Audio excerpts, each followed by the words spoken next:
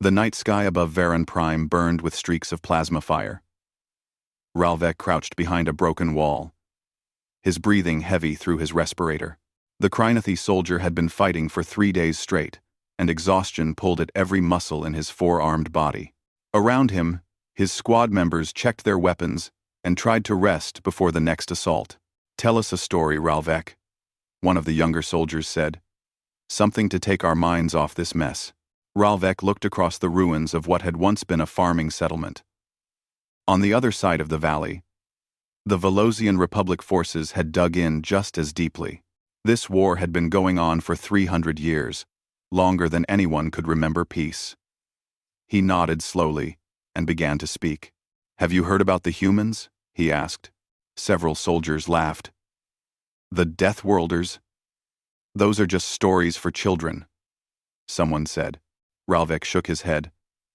"My grandfather's grandfather kept records. The humans were real. They came from a world so dangerous that just living there made them into warriors. They had to fight their own planet every day just to survive. Heavy gravity that made their bones like metal. Predators that hunted them. Diseases that should have killed them but only made them stronger." "So where are they now?" another soldier asked mockingly. "Gone," Ralvek said quietly. "They expanded too fast into the galaxy. Their colony ships went in every direction. Then something happened. Maybe their homeworld died. Maybe they just scattered too far. But they vanished. Some say they'll return when the galaxy needs them most." The laughter died down. Even in the middle of a war zone, there was something haunting about the idea of an entire species disappearing into legend.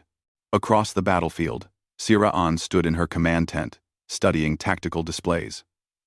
The Velosian commander had blue-tinted skin and large eyes adapted for low light. She was reviewing casualty reports when her science officer approached. "Commander, we're detecting something unusual in orbit," the officer said. Sira'an looked up. "Another supply ship?" "No, ma'am. It's a spatial distortion. Like something came out of FTL incorrectly. There's debris. The material composition doesn't match anything in our database. Could it be a Krynothi weapon?" The science officer hesitated. "The metallurgy is wrong. It's primitive in some ways, advanced in others. Some of the hull fragments have markings in a language we can't identify." Sira'an felt a chill run through her. "Keep monitoring it. And increase our sensor sweeps of the planet. If something came down from that wreck, I want to know about it." High on a cliff overlooking both military positions, Tae-min lay flat on his stomach and watched through his rifle scope. The human sergeant had been observing the alien forces for 6 hours without moving.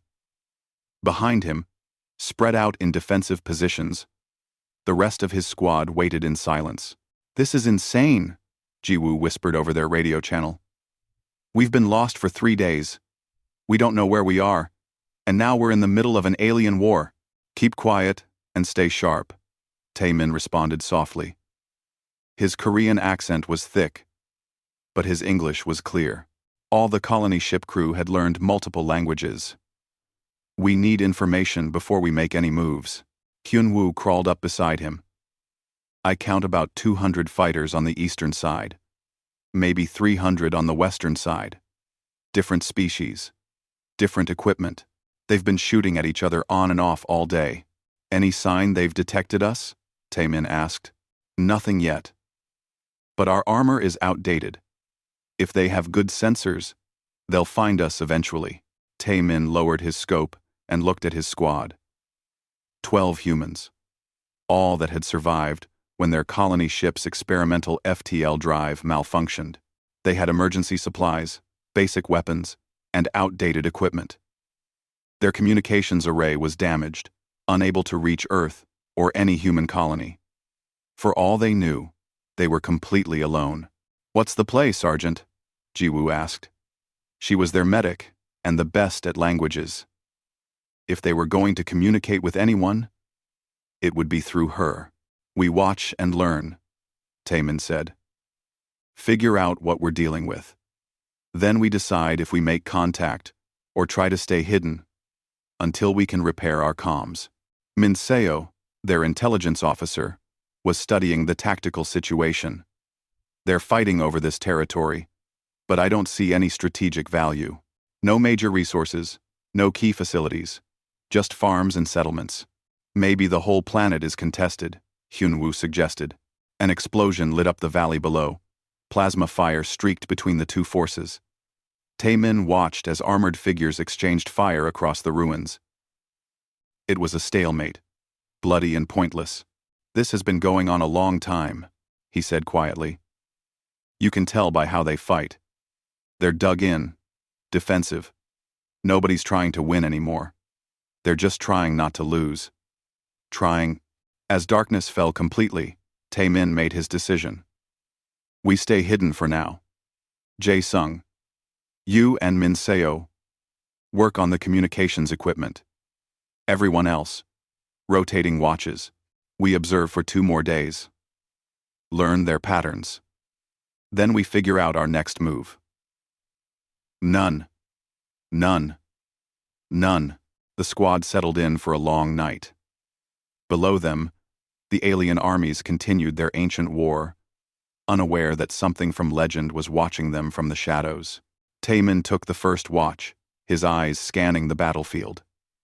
He thought about Ralvek's story, though he couldn't have heard it. Somewhere in his gut, he knew that their arrival here was going to change everything. The humans had returned. The galaxy just didn't know it yet. The morning sun cast long shadows across the wasteland of Veron Prime.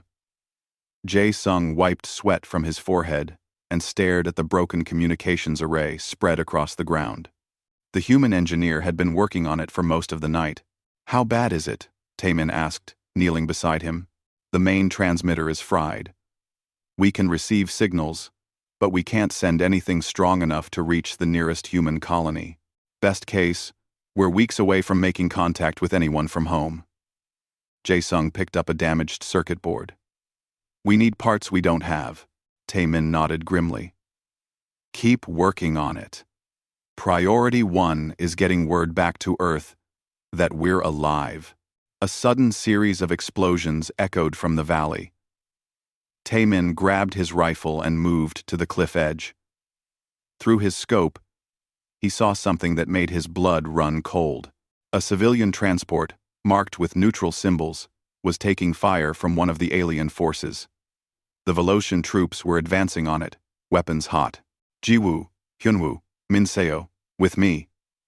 Now, Taemin ordered. The rest of you, cover positions. What are we doing? Jiwoo asked as she grabbed her medical pack. Those are civilians down there. We're not sitting here while they get slaughtered. The 4 humans moved down the cliff face with speed that would have shocked any alien observer. Earth's higher gravity had made them strong and fast. What looked like a difficult climb to them would have been nearly impossible for the aliens below. They reached the valley floor in minutes.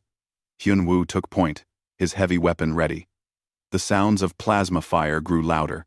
Through the smoke and dust, they could see the transport on its side, figures trying to crawl away from the wreckage. Multiple hostiles, 40 meters, Min Seo reported, her eyes scanning the tactical situation. We move fast and hard, Taemin said. Hyunwoo, suppressing fire. Min Seo, flank right. Jiwoo, with me to the transport. Get those civilians out. Chaemin, they moved. Hyunwoo opened fire, and the sound of human weapons cracked through the air, different from the plasma weapons of the aliens. Louder, more violent. The Velocian soldiers turned in surprise as projectiles tore through their cover. Taemin and Jiwoo reached the transport. Inside were 3 aliens, 2 adults and 1 child. They had gray skin and large eyes that went wide with terror at seeing the humans. Jiwoo held up her hands, trying to look non-threatening despite being armed. It's okay, she said in Korean, then switched to English, then tried basic hand gestures. We're here to help. Can you move? The aliens stared at her. One of them, the female, spoke in a language that sounded like musical chimes. Jiwoo's translation device was damaged, but she caught a few words.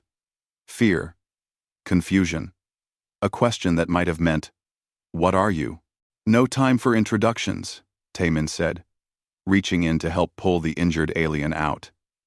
The male was heavy, but Taemin lifted him with both arms. The alien made a sound of shock at being carried so easily. Plasma fire struck near them. Mincio returned fire from her flanking position, dropping 2 Velocian soldiers. The aliens were organized, but they had never fought anyone like humans before. The speed, the aggression, the raw physical strength, it was all outside their experience. Fall back, Taemin ordered. Get them to cover. They moved toward a collapsed building. Hyunwoo laid down covering fire, his weapon tearing through the Velocian battle line. More alien soldiers arrived. But now they were hesitant. Something was wrong. These new fighters didn't move like any species they knew. Ralvek's patrol heard the fighting and moved to investigate. The Krynathi soldiers approached from the eastern side of the battlefield. What they saw stopped them in their tracks. 4 figures in strange armor were defending civilians against Velocian forces. But these weren't any species Ralvek recognized. They were bipedal, shorter than Krynathi, but taller than Velocians. They moved with a fluid grace that seemed impossible. One of them was carrying a full-grown Velocian adult in both arms, like the alien weighed nothing. Hold fire, Ralvek commanded. His mind was racing. Could it be? I need to get closer. I need to get closer. He advanced slowly, his weapons lowered. The fighting was dying down. The Velocian forces were pulling back, confused and disorganized. Ralvek watched as the 4 strangers set up a defensive position around the rescued civilians. Taemin saw the new aliens approaching. Different from the ones they had been fighting.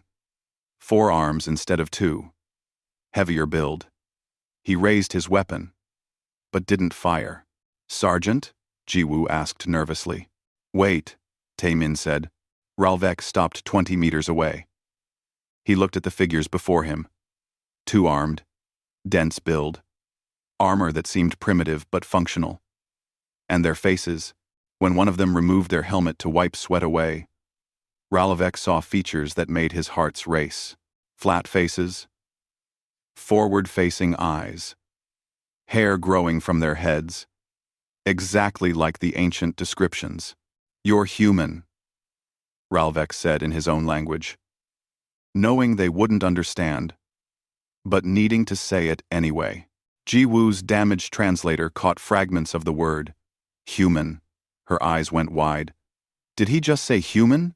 Ralvek switched to basic trade language, something most spacefaring species knew fragments of. You, human. From Earth. The Death World. Jiwoo stepped forward slowly. She pointed to herself. Human. Yes. From Earth. She pointed at Ralvek.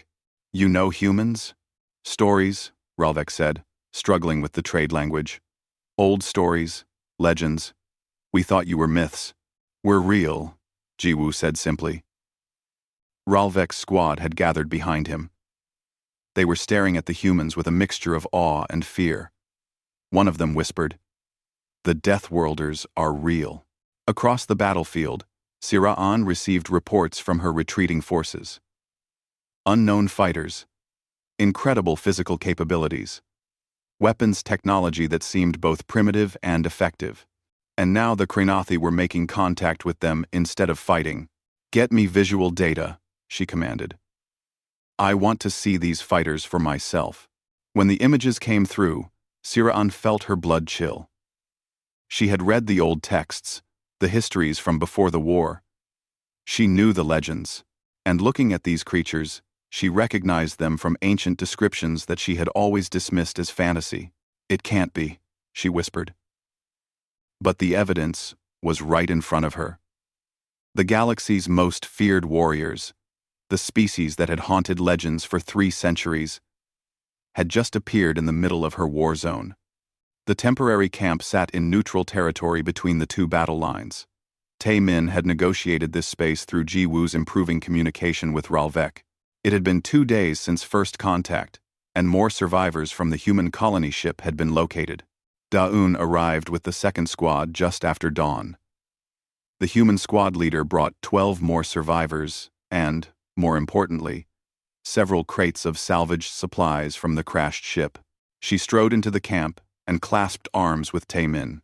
"Good to see you alive, Sergeant," she said with a tired smile.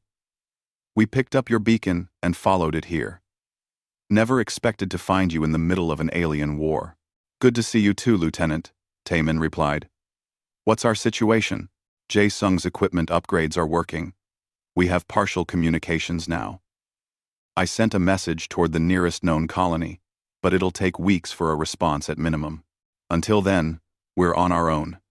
She looked around the camp, where humans, Krenathi, and rescued civilians mixed together. "This is quite the situation you've created. We saved civilians. It was the right call. I'm not arguing. But now both sides are trying to figure out what to do with us." At that moment, a small group approached the camp. Leading them was a Velosian female with scientific equipment and an escort of soldiers. Ralvek moved to intercept them, but Taemin held up a hand.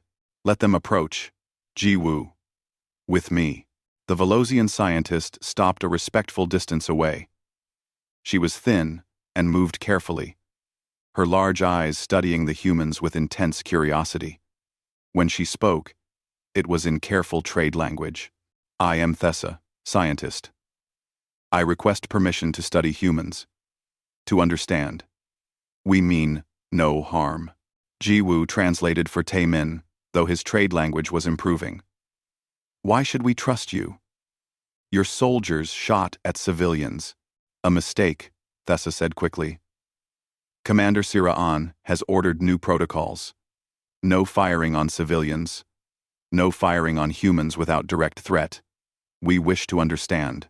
300 years of legends, and now you appear. We must know if you are truly what the stories say." Taemin considered this. "What do the stories say?" Thessa's eyes seemed to shine. "That humans come from a death world. That gravity there is twice what most species can survive. That your bones are dense like metal. That you heal from wounds that would kill others. That you can run for days without stopping. That you are the greatest warriors the galaxy has ever known." She paused. "But stories become exaggerated over time. We need facts. Some basic medical scans." Taemin decided. "Nothing invasive. Ji-woo will accompany you and monitor everything." Over the next hours, Thessa conducted her research with Ji-woo's careful supervision. Each test seemed to shock the Velosian scientist more. Human bone density was 3 times higher than the galactic average. Their muscle fiber was more efficient. Their cardiovascular system could operate at extreme levels that would cause organ failure in most species. Their immune systems were aggressive to the point of being terrifying. "This is impossible," Thessa kept saying. "How does your species survive childhood? Your own immune system must attack everything." "We adapt," Ji-woo explained. "Our world made us tough. If we weren't tough, we died. Simple, natural selection, over millions of years. Your world must be horrifying." Ji-woo smiled. "We call it home." Meanwhile, Sung-ho had taken a position on a high ridge overlooking the camp. The human sniper was part of Daun's squad, and his reputation for impossible shots was well earned. He scanned the horizon through his scope, watching for threats. He spotted them a kilometer away. A Krenathi patrol. But not Ralvek's group. These were moving differently, weapons ready. Approaching from a blind angle to the camp, Sung-ho keyed his radio. "Contact. Krenathi patrol, possibly hostile, approaching from the northeast ridge. 1 kilometer out. Rules of engagement?" Taemin asked. "Watching them. They're moving tactical. I don't think they're friendly." The patrol leader was Kreval, a Krenathi war chief who had heard rumors of humans but didn't believe them. He was approaching to capture one for interrogation. His sources said these humans were just a new species, trying to seem important by claiming to be legends. Creval was studying his tactical display when one of his soldiers suddenly dropped. Clean shot through the armor joint at the shoulder. Not fatal, but absolutely precise. The soldier was down and screaming before anyone registered what had happened. "Sniper!" someone yelled. Another shot. Another soldier down, hit in the leg joint. Creval dove for cover, his mind's racing. That was over a kilometer. No species he knew could make accurate shots at that range. Not with the wind, the terrain, the atmospheric conditions. His radio crackled. Somehow, impossibly, on his command frequency, a voice speaking accented trade language. "This is Sung Ho of Earth. You are approaching a protected zone. Turn back now. The next shots will not be warnings." Creval looked at his tactical display. The sniper had to be on the far ridge. That was 1,200 meters away, maybe more. The wind was strong and variable. The shots he had just made should have been impossible. "How?" he breathed into his radio. "We're human," came the simple response. "We do impossible things." "Turn around." Creval gave the order to retreat. His wounded soldiers were helped back, and the patrol withdrew. But his mind was working. If humans could shoot like that, if they could coordinate defenses like this, if they were even half as capable as the legends said, they represented a major shift in the balance of power. That night, both Krynothi and Velocian commanders received the same message from their respective high commands. Full reports had reached the capitals. 3 centuries of legends, and now proof. The humans had returned, and they were everything the myths promised. Siran sat in her command tent reading the orders. Her superiors wanted alliance with the humans at any cost. The Krynothi Empire was surely receiving similar orders. A race was beginning to win human favor. She looked at the surveillance footage again. Watched Taemin lifting a grown Velocian like the alien weighed nothing. Watched the humans move with that fluid, predatory grace. Watched Sung Ho make shots that her best snipers said were flatly impossible. The myths didn't do them justice, she said quietly to her aide. They're more dangerous than the stories said. But maybe that's what this war needs. Something to break the stalemate. In the human camp, Taemin gathered his officers. Both squads together now. 24 humans total. A tiny force in a galactic war. "We've got a decision to make," he said. "Both sides want us to take sides. Both sides are offering us anything we want. But Minseo has been analyzing the situation. Tell them what you found." Minseo stood. "This war has been going on for 300 years. Millions of casualties. All over resource rights, on about 40 contested worlds. Neither side can win. Neither side can afford to lose. It's just endless, grinding combat." "So what do we do?" Da-Un asked. "We change the rules," Taemin said. "We're human. We're supposed to be impossible. Let's live up to that reputation." The attack came 3 nights later without warning. Venkar led his elite force personally, convinced that the humans were an elaborate hoax. The warlord had built his reputation on brutal efficiency, and he wasn't about to let myths and legends dictate strategy. "There are no humans," he had told his officers. "Just some new mercenary species trying to trade on old stories. We take them alive, prove they're frauds, and use them as leverage against both the Krynothi and Velocians." His force of 200 veteran soldiers hit the refugee camp at midnight. The camp now held not just the rescued civilians, but several dozen Krynothi and Velocian soldiers who had declared temporary truce to protect the non-combatants. And 24 humans. The first wave of plasma fire lit up the night. Explosions tore through the outer defensive positions. Venkar's troops advanced in disciplined formation, expecting quick victory. They got something else entirely. Yonwoo was awake when the attack started. The human demolitions expert had spent the last 2 days setting up defensive positions that looked simple, but were actually mathematical death traps. As the enemy forces advanced, she triggered the first sequence. Explosions rippled through the attacking line, but not random, channeled, directed. The blasts funneled the attackers into kill zones where overlapping fields of fire could cut them down. Venkar's troops suddenly found themselves forced into narrow approaches where their numbers became a disadvantage. "What kind of defensive engineering is this?" one of his lieutenants shouted over the chaos. Taemin stood at the central defensive position, calm despite the fire and explosions around him. "All squads, execute defense pattern Alpha. Make every shot count. Conserve ammunition." The humans moved to their positions with practiced efficiency. Da-un took the northern approach with her squad. Sung-ho found an elevated position and began picking off enemy leaders with impossible precision. Dong-hyun, their close-quarters specialist, grabbed his combat blade and moved toward the eastern breach. The first of Venkar's soldiers to reach Dong-hyun learned what close combat with a human meant. The alien was larger, had better armor, and was armed with energy weapons. Dong-hyun had a knife and his bare hands. The fight lasted 4 seconds. The alien went down hard. Its armor cracked. Its weapon in Dong-hyun's hands. "Contact, eastern breach," Dong-hyun reported calmly. "They really don't like getting hit." More enemies poured in. Dong-hyun moved like water, every motion efficient and brutal. He didn't fight fair. He fought to win. Throat strikes. Joint breaks. Using the enemy's own weapons against them. Within minutes, the eastern breach was clogged with wounded attackers trying to retreat. Ji-woo worked frantically in the medical station. Wounded kept coming in.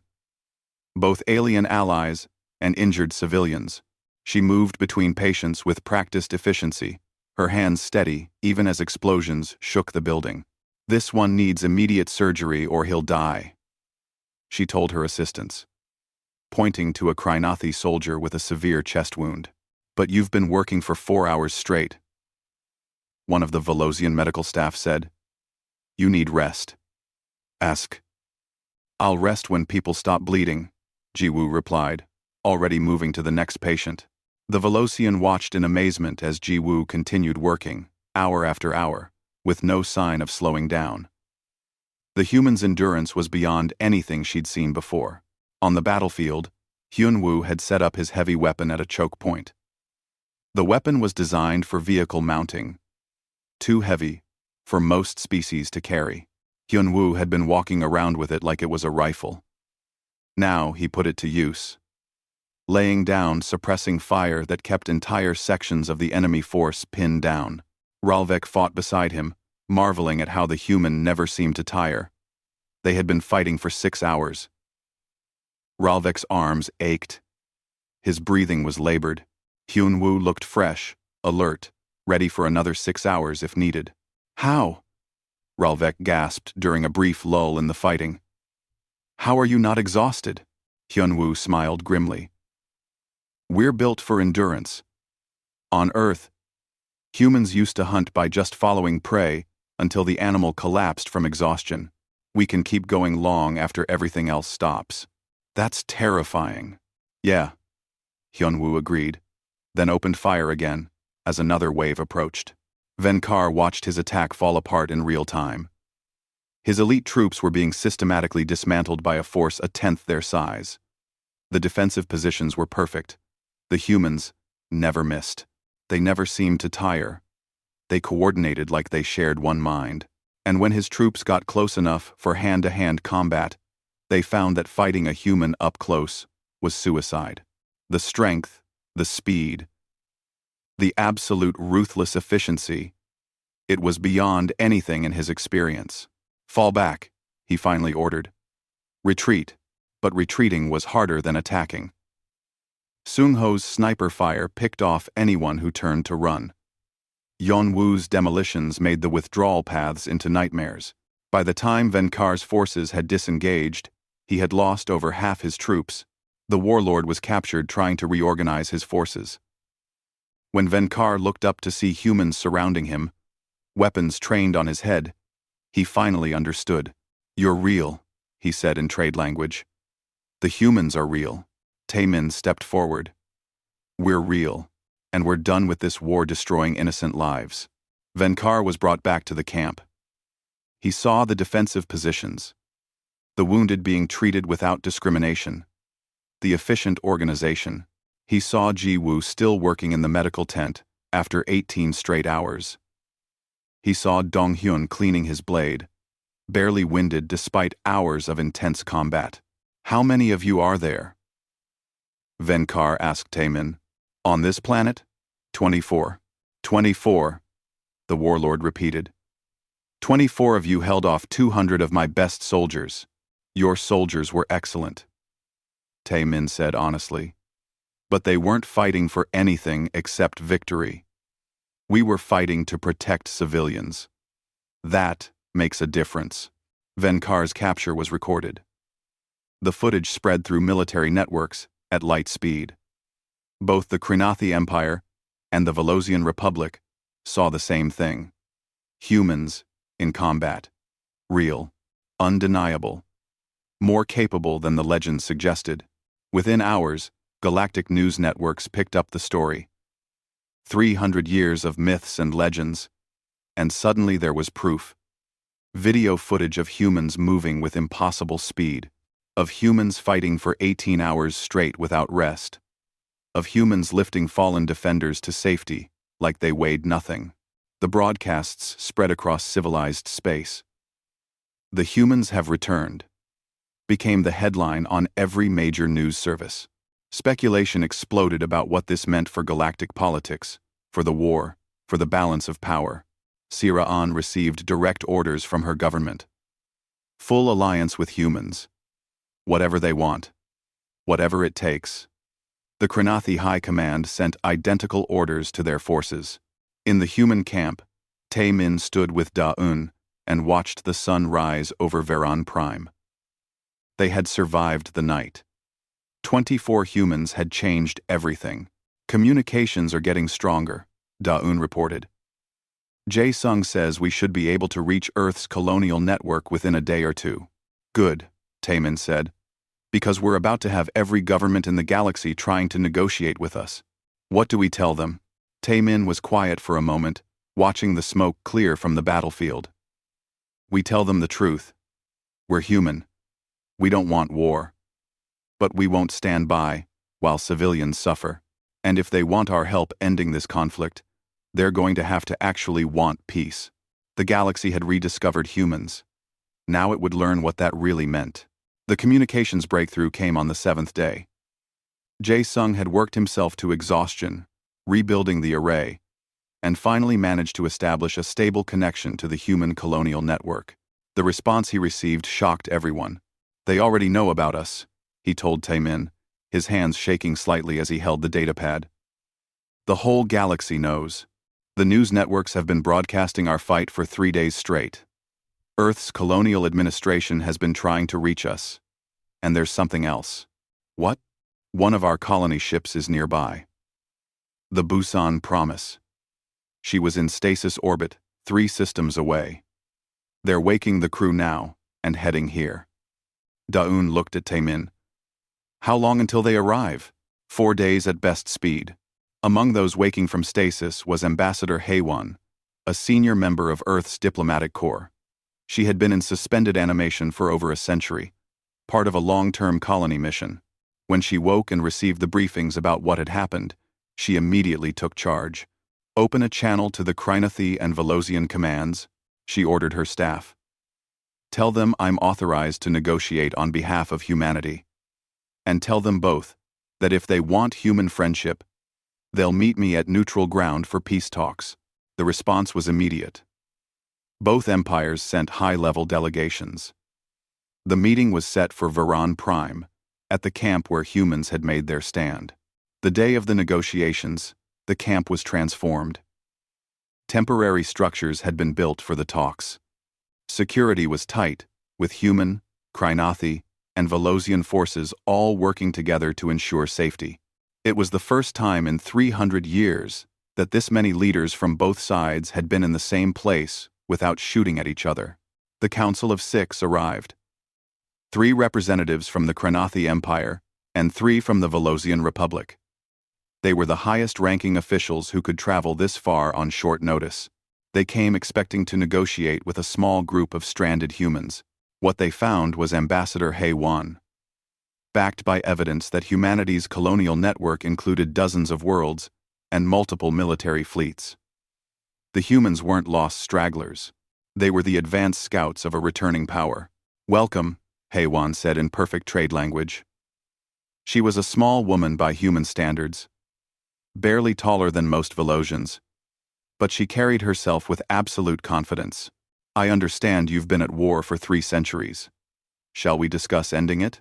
The Krenathi senior counselor, a 4-armed veteran named Talvin, spoke first. "With respect, Ambassador, this conflict has deep roots, resources, territory, historical grievances. It cannot simply be ended because humans have appeared." "Can't it?" HFY asked. "You've been fighting over 40 contested worlds for 300 years. Millions dead, economies wrecked, entire generations who have known nothing but war. And for what? Resources you could trade for peacefully. Territory neither of you can fully control. Pride that has cost you everything." Sira'an, representing the Velosians, leaned forward. "We would make peace if we could trust the Krenathi to honor it. But 3 centuries of broken truces have taught us that peace with them is impossible." "The same could be said of the Velosians," Talvin countered. HFY held up her hand. "Then, let me offer something new. Human guarantees. We will enforce the peace. Any violation by either side will face human response. Not as conquerors, not as overlords, but as peacekeepers." "You would threaten us?" a Velosian counselor asked. "No," HFY said calmly. "I'm offering you a way out of this war that lets both sides keep their dignity. You've both seen what 24 humans could do. Imagine what a human fleet could do if we chose to intervene militarily. But we don't want war. We want stability. And you both need peace." The room fell silent. Everyone had seen the broadcasts. 24 humans, holding off hundreds of elite soldiers, fighting for 18 hours straight, moving with impossible speed and strength. The implied threat was clear. "What are your terms?" Talvin finally asked. "Simple," HFY replied. "Immediate ceasefire on all 40 contested worlds. Neutral human observers stationed to verify compliance. Trade agreements to replace resource conflicts. A joint commission to address historical grievances. And most importantly, both sides agree to respect civilian populations and treat prisoners humanely." End quote. "And if we refuse?" Sira'an asked quietly. "Then we leave you to your war," HFY said. "And humanity remembers who chose continued conflict over peace when we had offered to help." Taemin watched the negotiations from outside the main chamber. Ralvek stood beside him, both of them armed but hoping they wouldn't be needed. "Will it work?" Ralvek asked. "Can peace really come from this?" "I don't know," Taemin admitted. "But it's a better chance than they've had in centuries. Sometimes it takes an outside force to break a deadlock." Inside, the debate continued for hours. The council members argued, negotiated, made counteroffers. But slowly, the shape of an agreement emerged. The Velosians would maintain control of certain systems. The Krenathi would gain access to key resources in others. Trade corridors would be established. Human observers would be stationed on each contested world, with the authority to intervene if either side violated the ceasefire. As the sun set, HFY presented the final document. The Varan Accord, named for the world where it was signed. Both sides would have to ratify it through their governments. But the framework was there. "We're not asking you to love each other," HFY said. "We're not even asking you to forgive 300 years of war. We're just asking you to stop killing each other long enough to remember that there's more to existence than conflict." Talvin looked at Sira'an across the table. 2 representatives of empires that had been killing each other for longer than most species recorded history. Slowly, he extended one of his 4 hands. "For peace," he said in trade language. Sira'an hesitated, then reached out and clasped his hand. "For peace." The room erupted in quiet celebration. not cheering, because the wounds were too deep for that. But relief, exhaustion, the cautious hope that maybe, finally, the killing could stop. News of the accord spread across the galaxy at light speed. The humans had not only returned, but had ended the longest war in modern history within days of making contact. The implications were staggering. In the following weeks, as the details were hammered out and ratifications came through, both empires made offers to the humans. Trade agreements, military alliances, territory, wealth, anything to secure human friendship.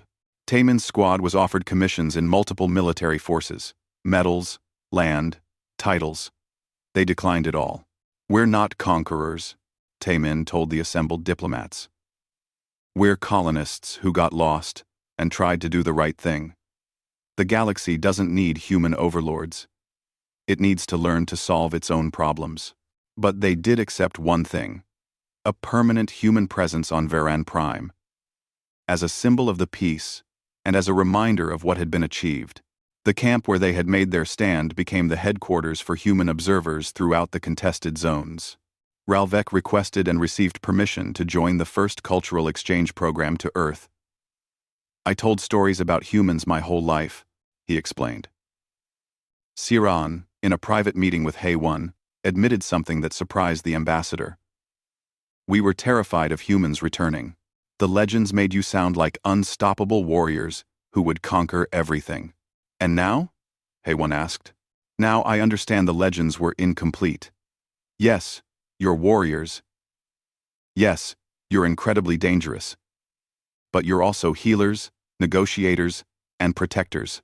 The myths didn't mention that humans fight hardest when they're defending others." On the day the Busan Promise entered orbit, bringing thousands more humans to Varan Prime, Taemin stood with his squad and watched the ship descend. They had survived. They had made first contact. They had changed the course of galactic history. "Think they'll write legends about us?" Hyunwoo asked with a grin. "They already have," Jiwoo said, pointing to a group of alien children watching the human camp with wide eyes. "Look at how they stare at us. We're the myths that came to life." "Then let's be good myths," Da-un said. "The kind that inspire people to be better, not just stronger." The colony ships began arriving over the following months. Human settlements spread across the contested zones, neutral ground where both former enemies could meet and trade. The humans brought technology, trade goods, and something the galaxy had forgotten: a perspective from outside the conflict. Years later, historians would mark the arrival of the human survivors on Varan Prime as the beginning of the Second Contact era. The day when humanity, thought lost to legend, returned and changed everything. But for Taemin and his squad, standing on that cliff, watching the sun set over a finally peaceful world, the moment was simpler. They had been lost. They had found themselves in a war zone, and they had done what humans do best. They had adapted, improvised, and refused to give up. They said humans were only myths, Taemin said quietly to his squad. "Maybe that's what we needed to be, until the galaxy needed us to be real." Behind them, the camp bustled with activity. Humans, Krynothi, Velosians, and dozens of other species working together, building something new, creating peace from war. The humans had returned, and the galaxy would never be the same.